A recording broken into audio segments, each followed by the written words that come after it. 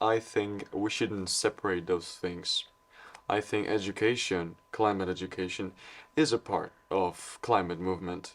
Education is education, you know. It's just it's so crucial for us, but not for the politicians. Unfortunately, it's always been like that. People don't really see that our generation is gonna face it, and I mean that we're gonna face it without preparation.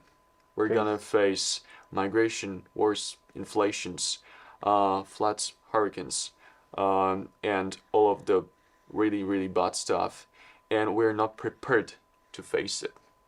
That's why I urge so much for climate education. Like when soldiers go to war, they get preparation. They have weapons. We're we're going to a huge challenge, to a huge crisis, environmental, economic crisis, and we go there without preparation.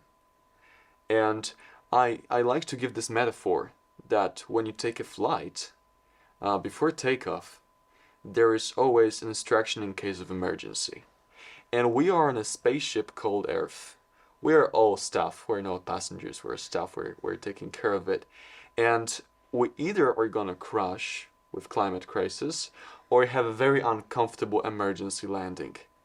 There are only two ways, but we need to have instruction. How to have this emergency landing, how to stop climate crisis. We know it's not gonna be comfortable. We know this is gonna be a very bad time, but we need to go through it. We won't if we don't get prepared. I think a success will be when heads of states say we will have climate education in schools.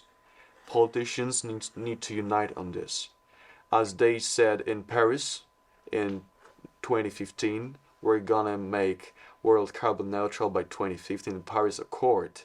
I think the goal for the tests should be that ministers representing their countries and also heads of states there, they commit to climate education in schools.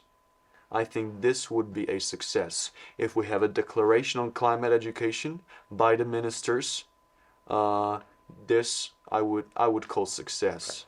Yeah, we're also going to have, just in the time of the test summit, we're having a global initiative of global initiative in the Central Park, and we're inviting ministers of education there, and we also want for them to make pledges on climate literacy, global citizen initiative.